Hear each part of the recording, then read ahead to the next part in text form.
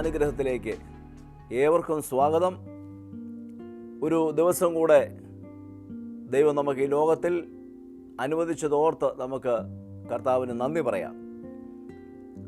നമ്മുടെ മിഷബന്ധ് ഡിസംബർ മാസം 15-ാം തീയതിയാണ് അവസാനിക്കുന്നത്.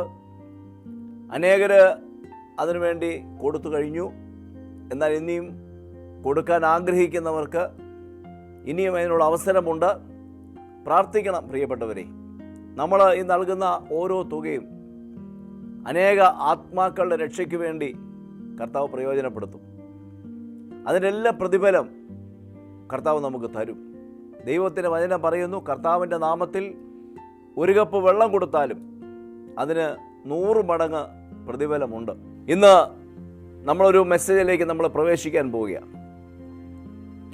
പ്രിയമുള്ളവരെ, കർത്താവായ യേശു ഈ ലോകത്തിൽ വന്നത് ഒരു മതം സ്ഥാപിക്കാനോ അല്ലെങ്കിൽ ഏതെങ്കിലും ഒരു സമൂഹത്തിൻ്റെ ഒരു വാക്തവമായിട്ട് ഈ ലോകത്തിൽ നിൽക്കാനല്ല യേശു വന്നത്.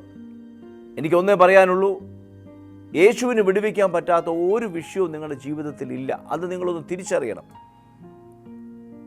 നിങ്ങൾക്ക് സഹായിക്കാൻ ആരുമില്ല, നിങ്ങൾ ഈ അവസ്ഥയിൽ നിന്ന് ഉയർത്തുവാൻ ആരുമില്ല. ഇനി ആരാണൊരു സഹായം എന്നൊക്കെയാണ് നമ്മൾ ചിന്തിച്ചിരിക്കുന്നതെങ്കിൽ ഞാൻ പറയാം, പ്രതീക്ഷകൾ വിടാൻ വരട്ടെ. യേശു നിങ്ങളെ സഹായിക്കും. നിങ്ങളിന്ന് ഭാരപ്പെടുന്ന വിഷയത്തിൽ നിന്ന് കർത്താവ് നിങ്ങളെ വിടുവിക്കും. ഒരു പുതിയ ജീവിതം കർത്താവ് തരും. അതുകൊണ്ട് ഇന്നത്തെ ഈ മെസ്സേജ് കേൾക്കുമ്പോൾ, യേശുവേ, എൻ്റെ ജീവിതത്തിൽ നീ ഒരു അത്ഭുതം ചെയ്യണമേ എന്നുള്ള പ്രാർത്ഥനയോടെ നമുക്ക് ഇന്നത്തെ മെസ്സേജിലേക്ക് പ്രവേശിക്കാം. ഈ മെസ്സേജ് നിങ്ങളുടെ ജീവിതത്തിൽ ഒരു വിടുതലായി തീരട്ടെ എന്ന് ഞാൻ പ്രാർത്ഥിക്കുന്നു. കർത്താവ് അനുഗ്രഹിക്കണം.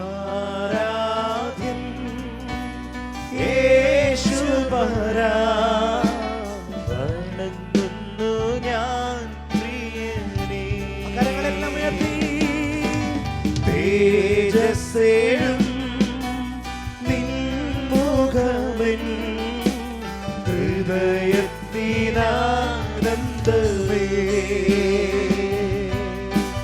മാധുര്യമാ നിൻമൊഴികൾ തണുപ്പിക്കുന്ന ഹൃദയം. മാധുര്യമാ നിൻമൊഴികൾ തണുപ്പിക്കുന്ന ഹൃദയം.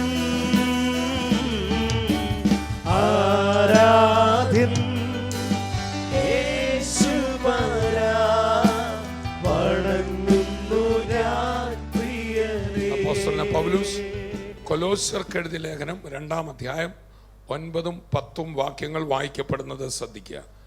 അവനിലല്ലോ ദൈവത്തിന്റെ സർവ്വസമ്പൂർണതയും ദേഹരൂപമായി വസിക്കുന്നത്. Praise the Lord. യേശു ക്രിസ്തുവിലല്ലോ ദൈവത്തിന്റെ സർവ്വസമ്പൂർണതയും ദേഹരൂപമായി വസിക്കുന്നത്. അടുത്ത വാക്യം, എല്ലാ വാഴ്ചയ്ക്കും അധികാരത്തിനും തലയായ അവനിൽ നിങ്ങൾ പരിപൂർണരായിരിക്കുന്നു. എല്ലാവരും അടുത്തിരിക്കുന്ന ആൾ പറഞ്ഞിട്ട്, അവനിൽ നിങ്ങൾ പരിപൂർണരായിരിക്കുന്നു. ചേർന്ന് കർത്താവിനെ സ്തുതിക്കാം. എല്ലാവരും അങ്ങനെയാണെങ്കിൽ വചനം അവരവരെ കുറിച്ചൊന്ന് പറഞ്ഞ, യേശു ക്രിസ്തുവിൽ ഞാൻ പരിപൂർണനായിരിക്കുന്നു. Hallelujah, hallelujah. യേശു ക്രിസ്തു ആരാണെന്ന് അവിടെ പറയുന്നത്? അവനിലല്ലോ ദൈവത്തിൻ്റെ സർവസമ്പൂർണതയും ദേഹരൂപമായി വസിക്കുന്നത്. ക്രിസ്തുവിനെ പലരും മനസ്സിലാക്കിയിരിക്കുന്നത് ക്രിസ്ത്യാനികളുടെ ദേവനായിട്ട്. അങ്ങനെ ക്രിസ്ത്യാനികൾക്കൊരു ദൈവം, ഹിന്ദുവിനൊരു ദൈവം, മുസൽമാന ദൈവം, അങ്ങനെ ദൈവമില്ല. ഒരൊറ്റ ദൈവമേ ഉള്ളൂ. ആ ദൈവം മാനവജാതിക്ക് സ്വയം വെളിപ്പെടുത്തി കൊടുക്കാൻ ആഗ്രഹിക്കുന്നു. മനുഷ്യൻ പാപം ചെയ്തു കഴിഞ്ഞപ്പോൾ ദൈവത്തെക്കുറിച്ചുള്ള ബോധ്യം മനുഷ്യനിൽ പരിമിതമായി. എല്ലാ മനുഷ്യർക്കും, എല്ലാ ജനതകൾക്കും, ജനവിഭാഗങ്ങൾക്കും ദൈവമുണ്ട്. ദൈവത്തെക്കുറിച്ചുള്ള ചിന്തകളുണ്ട്. ദൈവം സർവശക്തനാണെന്നും ദൈവം സൃഷ്ടിതാവാണെന്നും ഒക്കെ എല്ലാ മനുഷ്യർക്കും അറിയാം. അപ്പോൾ തന്നെ ദൈവം ശിക്ഷിക്കുന്നവനാണ്. ദൈവത്തെ ഒരുവിധം ഭയത്തിലും ദൈവത്തെക്കുറിച്ചൊരു വ്യക്തമായ ധാരണയില്ലാതെയാണ് മനുഷ്യൻ ലോകത്തിലായിരിക്കുന്നത്. എന്നാൽ ദൈവം എന്ത് ചെയ്തു? തന്നെക്കുറിച്ചുള്ള വ്യക്തമായ ധാരണ കൊടുക്കുവാൻ ആഗ്രഹിച്ചു. ദൈവത്തെക്കുറിച്ച് ഏറ്റവും അധികം ധാരണകൾ ലഭിച്ചവരായിരുന്നു യഹൂദന്മാർ. അതേ, മനുഷ്യൻ ദൈവത്തിൽ നിന്നകന്ന് ആ പാപം ചെയ്തു കഴിഞ്ഞപ്പോൾ അവൻ്റെ ആത്മക്കണ്ണ് അടഞ്ഞുപോയി. ദൈവത്തിൻ്റെ ആ സാന്നിധ്യം അവന് കാണാൻ മേലാതായി. ഇന്ന് നമ്മളിവിടെ ഇരിക്കുമ്പോൾ ഇവിടെ ദൈവമുണ്ട്, നമ്മുടെ മധ്യത്തിൽ ദൈവമുണ്ട്. അല്ല, ദൈവം വിദൂരത്തിലല്ല ഇരിക്കുന്നത്, പക്ഷെ മനുഷ്യന് ആ ദൈവത്തെ കാണാൻ കഴിയുന്നില്ല. എൻ്റെ കയ്യിൽ ഒരു മൊബൈൽ ഫോണുണ്ട്. എൻ്റെ തൊട്ടടുത്ത് തന്നെ ഒരു മൊബൈൽ കമ്പനിയുടെ ടവറുണ്ട്. അവിടുന്ന് അതിൻ്റെ സിഗ്നലുകൾ വരുന്നുണ്ടെങ്കിലും എൻ്റെ മൊബൈൽ ഫോണിനകത്ത് ഒരു സിം കാർഡ് ഇല്ലെങ്കിൽ ആ ടവറിൻ്റെ അതടുത്ത് നിൽക്കുന്നതായിട്ട് ആ ഫോണിന് അറിയാൻ പോലും പറ്റത്തില്ല. എന്നതുപോലെ മനുഷ്യൻ പാപം ചെയ്തപ്പോൾ അവനിലെ ആത്മാവ്, ഞാനതിനെ സിം കാർഡ് എന്ന് വിളിക്കുകയാണ്, ദൈവം കൊടുത്ത തൻ്റെ ജീവൻ അത് മൃതമായി പോയി. ദൈവമുണ്ട്, പക്ഷെ കാണാൻ പറ്റുന്നില്ല. അവൻ ഇരുട്ടിൽ തപ്പിത്തടയുകയാണ്. Price the Lord. നമുക്കറിയാം, കൊച്ചു കുഞ്ഞുങ്ങൾ, 1 വയസ്സോ 1.5 വയസ്സോ ഒക്കെയുള്ള കൊച്ചു കുഞ്ഞുങ്ങൾ അപ്പനും അമ്മയും എല്ലാം കൂടി ഇരിക്കുമ്പോൾ കളിച്ച് നടക്കുകയാണ്. പെട്ടെന്ന് ആ മുറിക്ക് അകത്തെ ലൈറ്റ് പോവുകയാണ്. രാത്രി സമയമാണ്. കൂരിരുട്ടുണ്ടായാൽ ആ കുഞ്ഞുങ്ങൾ എന്ത് ചെയ്യും? വല്ലാതെ ഭയന്ന് കരയും. അവൻ്റെ അപ്പൻ അവിടെ തന്നെയുണ്ട്, അവൻ്റെ അമ്മ ഒരു കൈപ്പാങ് അകലത്തിൽ നിൽപ്പുണ്ട്, പക്ഷെ കുഞ്ഞിനെ കാണാൻ പറ്റുന്നില്ല. ഇതുപോലെ മനുഷ്യജാതി ഇരുട്ടിൽ തപ്പിത്തടയുകയും അവരുടെ ദൈവത്തെ അറിയാൻ മേലാതെ ഭയത്തോടും ഭാരത്തോടും കൂടി ഇരിക്കുകയാണ്. മാത്രമല്ല, ദൈവത്തെക്കുറിച്ച് ഒത്തിരി തെറ്റിദ്ധാരണകളും മനുഷ്യൻ്റെ ഉള്ളിൽ വന്നു. ദൈവം നമ്മുടെ കയ്യിൽ നിന്ന് കുറേ പൈസ ആഗ്രഹിക്കുന്നവനാണ്, ദൈവം നമ്മളെ ശിക്ഷിക്കുന്നവനാണ്, നമ്മുടെ ഓരോ തെറ്റിനും നമ്മളെ ശിക്ഷിക്കുന്നവനാണ്. ഇങ്ങനെയൊക്കെ ധാരണകളിരുന്നപ്പോൾ ദൈവം താൻ ആരാണ്? സ്നേഹിക്കുന്ന അപ്പനാണ്, സ്നേഹിക്കുന്ന ചേട്ടനാണ്, സ്നേഹിക്കുന്നൊരു കാന്തനാണ്, സ്നേഹിക്കുന്ന ഒരു കൂട്ടുകാരനാണ് എന്നൊക്കെ സ്വയം വെളിപ്പെടുത്തി കൊടുക്കാൻ ആഗ്രഹിച്ചു. അതിനുവേണ്ടി ദൈവം ആദ്യം അബ്രഹാം എന്ന് പറയുന്ന ഒരാളെ തിരഞ്ഞെടുത്തു. ആ അബ്രഹാമിൻ്റെ പിതാവ് സത്യദൈവത്തെ തിരിച്ചറിയാതെ ഒരു അന്ധകാരത്തിൽ ജീവിച്ച ആളാണ്. ദൈവം ആരാന്നറിയില്ല. അപ്പോൾ അബ്രഹാമിനെ തിരഞ്ഞെടുത്തിട്ട് ദൈവം തന്നെ വെളിപ്പെടുത്തി കൊടുത്ത് തേജോമയനായ ദൈവം. അബ്രഹാമിനെ തിരഞ്ഞെടുത്തത് അവൻ്റെ സന്തതിയിൽ ക്രിസ്തുവിനെ ഈ ലോകത്ത് വിട്ടിട്ട് ക്രിസ്തു മുഖേന ദൈവം സ്വയം സമ്പൂർണമായി വെളിപ്പെടുത്താനാണ്. അതുകൊണ്ടാണ് എബ്രായ ലേഖനം 1:1 നമ്മൾ വായിക്കുന്നു, ദൈവം പണ്ട് ഭാഗമായും വിവിധമായും പ്രവാചകന്മാർ മുഖാന്തരം പിതാക്കന്മാരോട് അരുളി ചെയ്തു. അബ്രഹാം മുതൽ ഇങ്ങോട്ടുള്ള ഇസ്ഹാക്ക്, യാക്കോബ്, മോശ, പ്രവാചകന്മാർ, ഇവരിലൂടെയൊക്കെ ദൈവം സ്വയം വെളിപ്പെടുത്തി കൊടുത്തിരുന്നു. പക്ഷെ അതെല്ലാം ഭാഗമായിട്ടാണ്. That was A partial revelation. എന്നാൽ ഈ അന്ത്യകാലത്ത് പുത്രൻ മുഖേന ദൈവം സ്വയം വെളിപ്പെടുത്തുകയാണ്. ചേർന്ന് കർത്താവിനെ സ്തുതിക്കാം. അതുകൊണ്ടാണ് യോഹന്നാന്റെ സുവിശേഷം 1-ാം അധ്യായം 18-ാം വാക്യത്തിൽ നമ്മൾ വായിക്കുന്നു, ദൈവത്തെ ആരും ഒരു നാളും കണ്ടിട്ടില്ല എന്ന് പറഞ്ഞാൽ പൂർണ്ണമായി കണ്ടിട്ടില്ല, ഒരു ഭാഗിക അറിവേ ലഭിച്ചുള്ളൂ. എന്നാൽ ദൈവത്തിൻ്റെ മടിയിലിരിക്കുന്ന ഏകജാതനായ പുത്രൻ അവനെ നമുക്ക് വെളിപ്പെടുത്തിയിരിക്കും. ഹല്ലേലൂയ. അങ്ങനെ ഏകജാതനായ പുത്രൻ ഒരു കന്യകയിൽ ജനിച്ചവനായി ഈ ലോകത്തിൽ ഇറങ്ങി വന്നപ്പോൾ ഒരു മലയിൽ അങ്ങ് വിദൂരത്തിൽ മാറിയിരിക്കുന്ന ഭക്തന്മാരെ കാണാൻ വേണ്ടി മാറിയിരിക്കുന്ന ഒരു ദൈവമായിട്ടല്ല, മറിച്ച് തൻ്റെ മക്കളുടെ അടുക്കൽ അവരുടെ വേദനകളിൽ ഇറങ്ങിച്ചെല്ലുന്ന ഒരു കൂട്ടുകാരനായി വെളിപ്പെടുകയാണ്. ആ യേശു ക്രിസ്തു മുഖേന വെളിപ്പെട്ട ദൈവത്തിൻ്റെ ആ യഥാർത്ഥ ചിത്രം ഇന്ന് നമ്മുടെ മുമ്പിൽ ഒരിക്കൽ കൂടെ വരച്ച് നൽകപ്പെട്ടതുപോലെ ആകട്ടെ. അതുകൊണ്ടാണ് ഗലാത്യ സഭ ആ ക്രിസ്തുവിലുള്ള വെളിപ്പാടിൽ നിന്ന് വീണ്ടും ന്യായപ്രമാണത്തിലെ കർമാചാരങ്ങൾ വഴി, അതേ ആചാരാനുഷ്ഠാനങ്ങൾ വഴി ദൈവത്തെ പ്രസാദിപ്പിക്കാൻ വീണ്ടും ആ ക്രിസ്തീയ വിശ്വാസത്തിൽ വന്നവർ പിന്തിരിഞ്ഞു പോയപ്പോൾ ചോദിക്കുകയാണ്, യേശു ക്രിസ്തുവിനെ നിങ്ങളുടെ മുമ്പിൽ വരച്ച് കിട്ടിയിരിക്കെ. Praise the Lord. യേശു ക്രിസ്തുവിനെ ഈ നല്ല കർത്താവായി നിങ്ങളുടെ മുമ്പിൽ വരച്ച് കിട്ടിയിട്ടും നിങ്ങളെ ക്ഷുദ്രം ചെയ്ത് മയക്കിയതാർ. ഇനി ദൈവത്തെ പ്രസാദിപ്പിക്കാൻ നിങ്ങൾ ഓടുകയാണോ? നിങ്ങളൊന്നും ചെയ്യണ്ട. നിങ്ങളെ സ്നേഹിച്ച് നിങ്ങളുടെ അടുക്കലേക്ക് അവൻ ഇറങ്ങി വന്നിരിക്കും. ആ കർത്താവ് ഈ ഭൂമിയിൽ വന്നപ്പോൾ എന്ത് ചെയ്തു? വ്യഭിചാര കുറ്റത്തിൽ പിടിക്കപ്പെട്ട ഒരു സ്ത്രീയെ ഇതാ യഹൂദന്മാർ കല്ലെറിയുവാനായി വന്നിരിക്കുകയാണ്. മോശ കൽപ്പന കൊടുത്തത് ആ വ്യഭിചാര കർമ്മത്തിൽ പിടിക്കപ്പെട്ടവളെ എന്ത് ചെയ്യണം? കല്ലെറിഞ്ഞ് കൊല്ലണം. ഇന്നും പലരും ആ മോശയുടെ ന്യായപ്രമാണത്തിൻ്റെ പിടിയിലിരിക്കുന്നവരുണ്ട്. കൊല്ലണം. ന്യായപ്രമാണം മരണത്തിൻ്റെ പ്രമാണമാണെന്ന് നമ്മൾ റോമാലേഖനം 8 വായിക്കുന്നു. അതെന്ത് പ്രമാണമാണ്? മരണത്തിൻ്റെ പ്രമാണമാണ്. ന്യായപ്രമാണം കൊണ്ട് ആർക്കും ജീവിക്കാനൊക്കത്തില്ല. ന്യായപ്രമാണം മുഴുവൻ അനുഷ്ഠിച്ചെങ്കിലേ അത് നിമിത്തം അനുഗ്രഹം കിട്ടത്തുള്ളൂ. പക്ഷേ ന്യായപ്രമാണം മുഴുവൻ അനുഷ്ഠിക്കാൻ ഒരു വ്യക്തിയെ കൊണ്ടും പറ്റത്തില്ല. ചുരുക്കി പറഞ്ഞാൽ അതിൻ്റെ മറുവശമായ ആ മരണം, ശിക്ഷ മാത്രമേ ആത്യന്തികമായി ലഭിക്കത്തുള്ളൂ. Price the Lord. അപ്പോൾ ആ വ്യഭിചാര കുറ്റത്തിൽ പിടിക്കപ്പെട്ടവരെ എന്ത് ചെയ്യണം? കല്ലെറിഞ്ഞ് മരിക്കുന്നവരെ കല്ലെറിയണം. കല്ലെറിഞ്ഞാൽ പോരാ, പിന്നെ ആൾ മരിച്ച് പെടച്ച് മരിച്ചു എന്നുറപ്പാക്കുന്നവരെ കല്ലെറിയണം. Praise the Lord. അപ്പം ന്യായപ്രമാണത്തിന് ഒരാളെ രക്ഷിക്കാനുള്ള കഴിവില്ല, പാപിയെ രക്ഷിക്കാനുള്ള കഴിവില്ല. പാപിയെ ശിക്ഷിക്കാനും സമൂഹത്തിൽ നിന്ന് മാറ്റി നിർത്താനേ കഴിവുള്ളൂ. എന്നാൽ അവിടെ ഇതാ രക്ഷകൻ ഇറങ്ങി വരികയാണ്. ചേർന്ന് കർത്താവിനെ സ്തുതിക്കാം. ന്യായപ്രമാണത്തിന് കഴിയാഞ്ഞതിനെ സാധിപ്പാൻ ന്യായപ്രമാണം എന്തിനാ കൊടുത്തതെന്ന് റോമാലേഖനത്തിലും ഗലാത്യ ലേഖനത്തിലും പറയുന്നുണ്ട്. ക്രിസ്തുവിൻ്റെ അടുക്കലേക്ക് നടത്തുവാൻ ന്യായപ്രമാണം ഒരു ശിശുപാലകനായി. ന്യായപ്രമാണം ആവശ്യമായിരുന്നു. ന്യായപ്രമാണം ഇല്ല എങ്കിൽ നമ്മൾ പാപിയാണെന്ന് നമുക്ക് പിടികിട്ടത്തില്ല. ന്യായപ്രമാണം തന്നത്, ന്യായപ്രമാണം വേറൊരു വാക്കിൽ പറഞ്ഞാൽ അതെ, മോശ അഥവാ ന്യായപ്രമാണം ഒരു സ്കാനിങ് സെൻ്ററാണ് നടത്തുന്നത്. ഒരു പാപി അവിടെ ചെന്നാൽ അവൻ്റെ പാപങ്ങൾ എന്താണ് എന്ന് വെളിപ്പെടുത്തും. പക്ഷെ സ്കാനിങ് സെൻ്ററിൽ മരുന്നില്ല. ന്യായപ്രമാണത്തിന് ചികിത്സിക്കാനൊക്കത്തില്ല. അടുത്തിരിക്കുന്ന ആൾ പറഞ്ഞാട്ടെ, മോശയ്ക്ക് ചികിത്സിക്കാനൊക്കത്തില്ല. നീ വ്യഭിചാരം ചെയ്തു, നീ വ്യഭിചാരിണിയാണ്, നിനക്ക് ഡിസേർവ് ചെയ്യുന്ന ശിക്ഷ മരണശിക്ഷയാണെന്ന് പറയാനേ ഒക്കത്തുള്ളൂ. എന്നാൽ ഇവിടെ ഇതാ രക്ഷകൻ ഇറങ്ങി വന്നിരിക്കും. അവൻ്റെ പേരെത്രേ? കർത്താവായ യേശുക്രിസ്തു. പാപിയെ ശിക്ഷിച്ച് സമൂഹത്തിൽ നിന്ന് മാറ്റി സമൂഹത്തെ ശുദ്ധീകരിച്ചെടുക്കുകയല്ല, മറിച്ച് തൻ്റെ സ്നേഹം കൊണ്ട് ആ പാപിക്ക് രൂപാന്തരം കൊടുത്ത് ഏത് വ്യഭിചാരിണിയായിരുന്നോ അവളെ സമൂഹത്തിൽ നല്ലവളാക്കി, അവളുടെ ശിക്ഷ മാറ്റി, അവളുടെ രക്ഷ കൊണ്ട് അവളുടെ ശിരസ് അണിയിച്ച് അവളൊരു നല്ല വനിതയാക്കി മാറ്റുന്ന യേശുക്രിസ്തുവിൻ്റെ കൃപയ്ക്കായി നമുക്കൊന്ന് കരങ്ങൾ തട്ടി ഈ നല്ല കർത്താവിന് സ്തുതി അർപ്പിച്ചാണ്. Price the Lord. അതുകൊണ്ട് യേശു ന്യായപ്രമാണത്തിന് വിരുദ്ധനല്ല. Price the Lord. ന്യായപ്രമാണത്തെ കർത്താവ് പറഞ്ഞു നീക്കുവാനല്ല, നിവർത്തിപ്പാനത്ര ഞാൻ വന്നത്. ആ വേദഭാഗം പലരും എനിക്ക് മനസ്സിലാക്കാൻ ബുദ്ധിമുട്ട് വന്നിട്ടുണ്ട്. അവിടെ വായിക്കുന്നത് ന്യായപ്രമാണത്തെ നീക്കുവാനല്ല നിവർത്തിപ്പാനത്ര എന്നുള്ളിടത്ത് ടു കംപ്ലീറ്റ് ആൻഡ് ഫുൾഫിൽ എന്ന മൂലഭാഷയിൽ. ന്യായപ്രമാണം കംപ്ലീറ്റ് അല്ല. Price the Lord. അതിന് രക്ഷിക്കാനുള്ള കഴിവില്ല. അത് അപ്പോൾ തന്നെ ന്യായപ്രമാണം പറയുന്നത് വ്യഭിചാരം ചെയ്യരുതെന്നേ ഉള്ളൂ. യേശു പറയാണ് അതിനെ കംപ്ലീറ്റ് ചെയ്യാനാണ് ഞാൻ വന്നത് എന്ന് പറഞ്ഞിട്ട് അടുത്ത വാക്യത്തിൽ യേശു പറയാണ്, നിങ്ങൾ കേട്ടിട്ടുണ്ടല്ലോ വ്യഭിചാരം ചെയ്യരുതെന്ന്. ഞാനോ നിങ്ങളോട് പറയുന്നത് ഹൃദയത്തിൽ മോഹിച്ചാൽ എന്തായി?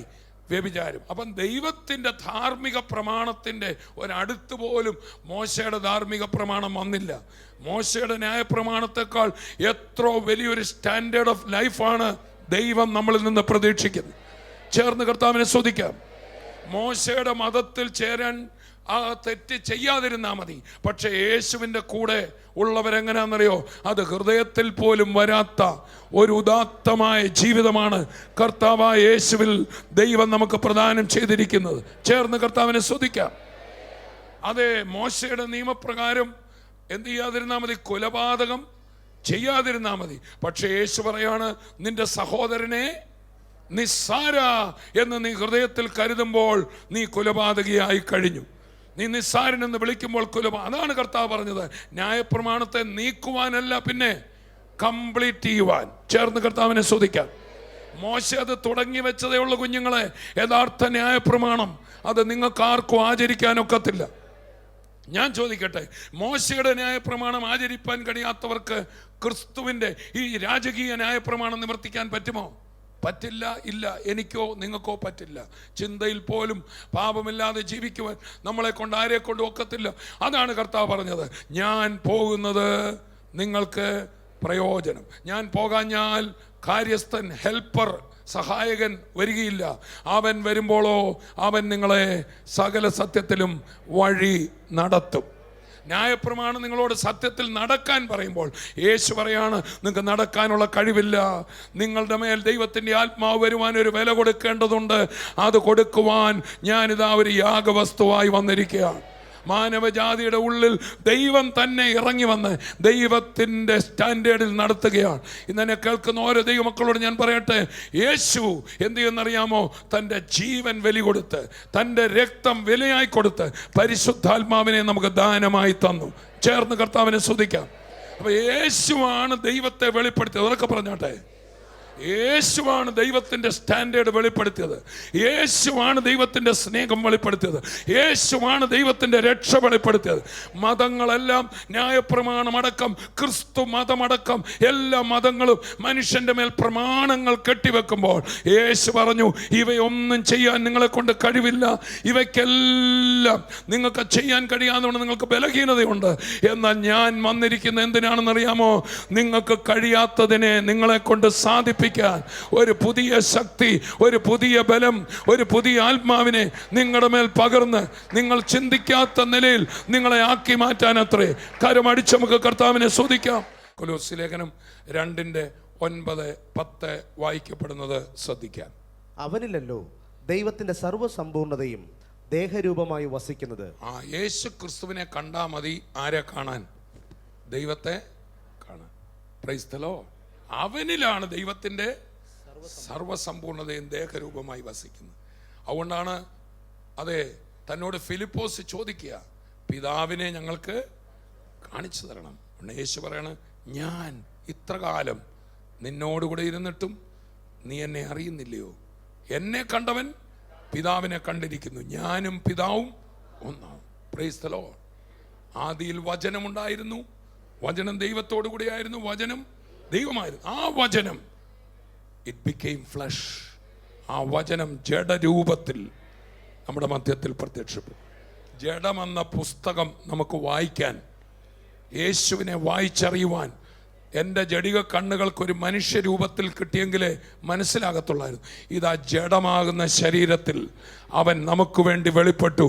നിനക്കും എനിക്കും വായിച്ചറിയുവാൻ, ദൈവസ്നേഹം വായിച്ചറിയുവാൻ, ദൈവകൃപ വായിച്ചറിയുവാൻ, ദൈവത്തിൻ്റെ കരുണ വായിച്ചറിയുവാൻ, ദൈവം ഒരു പിതാവാണെന്ന് വായിച്ചറിയുവാൻ, ദൈവം ഒരു ജ്യേഷ്ഠനാണെന്ന് വായിച്ചറിയുവാൻ, ദൈവം ഒരു നല്ല സ്നേഹവാനാണെന്ന് വായിച്ചറിയുവാൻ, ഇന്ന് പകൽ ദൈവത്തിൻ്റെ മക്കളെ യേശു ക്രിസ്തുവിനെ ക്രൂശിക്കപ്പെട്ടവനായി ഒരു പ്രാവശ്യം കൂടെ നമ്മുടെ കണ്ണിന് മുന്നിൽ കർത്താവ് വരച്ച് കാണിക്കുകയാണ്. അവൻ സ്നേഹവാനാണ്, അവൻ കൃപയുടെ കർത്താവാണ്, അവൻ നിന്നെ സ്നേഹിക്കുന്നവനാണ്. നിന്റെ കുറവുകളെല്ലാം അറിഞ്ഞിട്ടും, നിന്റെ വീഴ്ചകളെല്ലാം അറിഞ്ഞിട്ടും, നിനക്ക് ന്യായപ്രമാണം ആചരിക്കാൻ കഴിയില്ലാഞ്ഞിട്ടും അവൻ നിന്നെ സ്നേഹിക്കുന്ന കർത്താവാണ്. അവനിലാണ് ദൈവത്തിൻ്റെ സർവസമ്പൂർണതയും ദേഹരൂപമായി ചില പഴയ നിയമം വായിച്ചിട്ട് പഴയ നിയമത്തിലെ യഹോവയാണ് പിതാവ് എന്ന് കരുതുന്നവരുണ്ട്. അതെ ആണ്. പക്ഷേ പഴയ നിയമത്തിൽ വെളിപ്പെടുന്ന യഹോവ എന്ന പേരിൽ വെളിപ്പെട്ടത് ദൈവത്തിൻ്റെ സമ്പൂർണതയല്ല. ആമേൻ.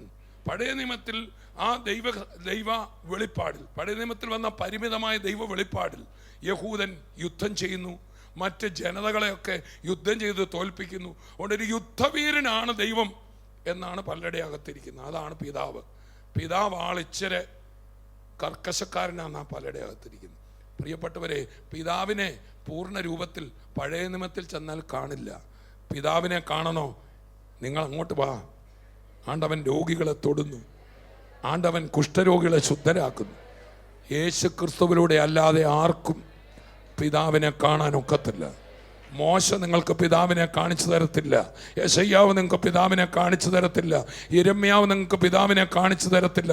എന്നാൽ ഓടി വന്നാട്ട് ആ ഗലീല കടലിൻ്റെ തീരത്ത് മീൻ പിടിക്കുന്നവരുടെ കൂടെ അവരുടെ വേദന അറിഞ്ഞത് കൊടുക്കുന്നവൻ, ആ കുഷ്ഠരോഗിയെ തൊടുന്നവനായി, ആ പാപിയെ രൂപാന്തരപ്പെടുത്തുന്നവനായി ആ കടൽ തീരത്ത് നടന്നവൻ, ആ രോഗികളുടെ അടുക്കൽ ചെന്നവൻ. ഈ സത്യം അനേകർക്ക് വെളിപ്പെട്ടിട്ടില്ല. ഇതുവരെ ദൈവത്തെ മാനവജാതിക്ക് പിടികിട്ടിയിട്ടില്ല. ഒരു ഈശ്വരനുണ്ട്, ദൈവമുണ്ട് എന്നറിയാം. എന്നാൽ ആ ഈശ്വരൻ സ്നേഹമാണെന്ന്, കരുണയാണെന്ന് വെളിപ്പെട്ട മഹാഭാഗ്യം ലഭിച്ചവരാണ് ഇന്ന് പകൽ എൻ്റെ മുമ്പിൽ ഇരിക്കുന്നത്. ലോകത്തിൽ നമുക്ക് ലഭിച്ച ഏറ്റവും വലിയ ഭാഗ്യം ദൈവത്തെ ക്രിസ്തു മുഖേന തിരിച്ചറിയുവാൻ കിട്ടിയ ഭാഗ്യമാണ്. വീണ്ടും ഞാൻ പറയാം, എന്നെ കേൾക്കുന്ന സഹോദര, ലോകത്തിൽ നമുക്ക് ലഭിച്ച ഏറ്റവും വലിയ ഭാഗ്യം, നമുക്ക് ലഭിച്ച വീടല്ല, കാറല്ല, സുഖ സൗകര്യങ്ങളല്ല. നമുക്ക് ലഭിച്ച ഏറ്റവും വലിയ ഭാഗ്യം നമ്മുടെ പിതാവ്, നമ്മുടെ ദൈവം ഒരു മഹാസ്നേഹവാനാണ്. ക്രിസ്തുവിൽ വെളിപ്പെട്ട സത്യം തിരിച്ചറിഞ്ഞ ദൈവമക്കൾ ആർപ്പോടുകൂടെ ഉള്ളം തുറന്ന് നമുക്കൊന്ന് കർത്താവിനെ സ്തുതിക്കാം. നമുക്കൊരു നിമിഷം നമുക്ക് നമ്മുടെ കണ്ണുകളെ അടയ്ക്കാം, നമുക്ക് പ്രാർത്ഥിക്കാം. കർത്താവെ, ഞങ്ങൾ ഒരു മനസ്സോടെ പ്രാർത്ഥിക്കുന്നു. യേശുവിൻ്റെ നാമത്തിൽ പിതാവേ, ഞങ്ങളെ കാണുന്ന ഓരോ വ്യക്തികൾക്ക് വേണ്ടി ഞങ്ങൾ പ്രാർത്ഥിക്കുന്നു. പല വാതിലുകളും മുട്ടിയിട്ടും തുറക്കാതെ വളരെ നിരാശയിൽ, ദുഃഖത്തിൽ, മരിച്ചാൽ മതിയെന്ന് ആഗ്രഹിച്ച് കേൾക്കുന്നവരുണ്ട്. എൻ്റെ യേശുവേ, അങ്ങയുടെ അത്ഭുത കരം ഓരോ മക്കളെയും തുടരണമേ. ശാരീരികമായി പ്രയാസം അനുഭവിക്കുന്നവർക്ക് വേണ്ടി പ്രാർത്ഥിക്കുന്നു. ആ രോഗബന്ധനങ്ങൾ യേശുവിൻ്റെ നാമത്തിൽ ഇപ്പോൾ തന്നെ അഴിഞ്ഞു മാറട്ടെ. വളഞ്ഞിരിക്കുന്ന അസ്ഥികൾക്ക് ഇപ്പോൾ തന്നെ സൗഖ്യമുണ്ടാകട്ടെ. യേശുവിൻ്റെ നാമത്തിൽ വളഞ്ഞിരിക്കുന്ന കാലുകൾ നേരെയാകട്ടെ. കർത്താവിൻ്റെ കരം ഓരോ മക്കളെയും തുടരണമേ. ക്യാൻസർ രോഗികൾ സൗഖ്യമാകട്ടെ യേശുവിൻ്റെ നാമത്തിൽ. കർത്താവിൻ്റെ കരം ഓരോ മക്കളെയും തൊടുന്നതിനായി സ്തോത്രം. എല്ലാ പ്രയാസങ്ങളും ഇപ്പോൾ തന്നെ മാറ്റി ഒരു പുതിയ ജീവൻ കർത്താവ് നൽകുന്നതിനായി നന്ദി. അനുഗ്രഹിച്ച് പ്രാർത്ഥിക്കുന്നു. സാമ്പത്തികമായിട്ടുള്ള വഴിയും വാതിലുകളും ഇവർക്ക് വേണ്ടി തുറക്കപ്പെടട്ടെ. പുതിയ ബിസിനസ്സുകൾ യേശുവിൻ്റെ നാമത്തിൽ ഇവർക്ക് വേണ്ടി തുറക്കട്ടെ. കർത്താവ് അങ്ങ് ചെയ്യുന്നതിനായി നന്ദി. അത്ഭുത വിടുതൽ നൽകിയിരിക്കുക, സ്തോത്രം. യേശുവിൻ്റെ സ്നേഹം ഇവരൊന്ന് തിരിച്ചറിയുവാൻ കർത്താവെ സഹായിക്കണമേ. അനുഗ്രഹിക്കുന്ന കൃപയ്ക്കായി നന്ദി. യേശുവിൻ്റെ നാമത്തിൽ തന്നെ ആമേൻ. കർത്താവ് നിങ്ങളെ അനുഗ്രഹിക്കട്ടെ. ഒരിക്കൽ കൂടി ഓർപ്പിക്കുകയാണ്, നമ്മുടെ മിഷൻ ബന്ദ് ഈ ഡിസംബർ മാസം 15-ാം തീയതി വരെയാണ് ഉള്ളത്. കൊടുത്തവരെ കർത്താവ് ധാരാളമായി അനുഗ്രഹിക്കട്ടെ. അപ്പോൾ തന്നെ കൊടുക്കാൻ ആഗ്രഹിക്കുന്നവർ നിങ്ങൾ പ്രാർത്ഥിക്കണം. കർത്താവെ, അങ്ങനെ വേലയ്ക്ക് വേണ്ടി നല്ലൊരു തുക വിതയ്ക്കുവാൻ എന്നെ നീ സഹായിക്കണം, എൻ്റെ കയ്യിൽ തരണമെന്ന് നിങ്ങൾ പ്രാർത്ഥിച്ചാൽ കർത്താവ് തീർച്ചയായിട്ടും അതിനുള്ള വഴി നിങ്ങൾക്ക് വേണ്ടി തുറക്കും. ഇത് വിതയ്ക്കുമ്പോൾ ഇതിൽ കൂടെ ദൈവം ചെയ്യുന്ന എല്ലാ പ്രവൃത്തികളുടെയും പ്രതിഫലം കർത്താവ് നമുക്ക് തരും. നമ്മുടെ തലമുറയെ കർത്താവ് അനുഗ്രഹിക്കും. കർത്താവ് നിങ്ങളെ സഹായിക്കട്ടെ. നമുക്ക് വീണ്ടും കാണാം. ഇന്ന് നമ്മൾ കേട്ട ഈ മെസ്സേജിൻ്റെ തുടർന്നുള്ള ഭാഗങ്ങൾ നമുക്ക് നാളെ കേൾക്കാം. God bless you. 3 വർഷങ്ങൾക്ക് ശേഷം വീണ്ടും സ്വർഗീയ വിരുന്ന് മിഷൻ മാസങ്ങൾ. Heavenly feast mission months 2017 October 15 മുതൽ ഡിസംബർ 15 വരെ. കർത്താവിൻ്റെ വേല കൊടുക്കാൻ എനിക്ക് ഭയങ്കര സന്തോഷമാണ്. അത് കൊടുക്കും തോറും എൻ്റെ ജീവിതത്തിൽ എൻ്റെ എല്ലാ മേഖലകളിലും കർത്താവ് അത്ഭുതം ചെയ്തുകൊണ്ടിരിക്കുന്നു. ഭയങ്കര സന്തോഷമാണ്. യേശു എന്നെ തൊട്ടതിനായി സ്തോത്രം എന്ന് ഞാൻ പറഞ്ഞു. ഞൊട്ടി നേരത്തേക്ക് എനിക്ക് എന്തോ ഒരു ശക്തി എന്നിലേക്ക് വന്നത് ഇറങ്ങി വിട്ടുമാറി. ഈ പ്രാവശ്യം എനിക്ക് ഭയങ്കരമായിട്ട് വരയ്ക്കാൻ സന്തോഷമുണ്ട്. നമ്മൾ ഹൃദയത്തിൽ ആഗ്രഹിക്കുമ്പോൾ തന്നെ കർത്താവ് അത് 100 മടങ്ങ് കർത്താവ് ചെയ്യുന്നുണ്ട്. സ്വർഗീയ വിരുന്ന് ടെലിവിഷൻ മിനിസ്ട്രിയിൽ സാമ്പത്തിക പങ്കാളിയാകുവാൻ വിളിക്കുക 9443566682 അല്ലെങ്കിൽ 048130555555. നമ്മുടെ account number 051010008756. Heavenly feast, axis bank, Kottayam. കൂടാതെ ഓൺലൈനായി പണമടയ്ക്കാൻ സന്ദർശിക്കൂ www.theheavenlyfeast.org/donate. Heavenly feast mission months 2017 October 15 മുതൽ ഡിസംബർ 15 വരെ. വിളിക്കുക 9443566682 അല്ലെങ്കിൽ 048130555555. Heavenly feast mission months 2017. സ്വർഗീയ വിരുന്നൊരുക്കുന്ന കവിഞ്ഞൊഴുകുന്ന അനുഗ്രഹത്തിലേക്ക് പെരുമ്പാവൂര്. 2017 ഡിസംബർ 8, 9, 10 തീയതികളിൽ പെരുമ്പാവൂർ മുനിസിപ്പാലിറ്റിക്ക് സമീപം സുഭാഷ് ചന്ദ്രബോസ് സ്റ്റേഡിയത്തിൽ. ശുശ്രൂഷകൾ രാവിലെ 10-നും വൈകുന്നേരം 5:30-നും. തങ്കു ബ്രദറും തോമസ് കുട്ടി ബ്രദറും ബെന്നി ബ്രദറും ശുശ്രൂഷിക്കുന്നു. വരിക, യേശുക്രിസ്തു നിങ്ങളെ സ്വതന്ത്രരാകും.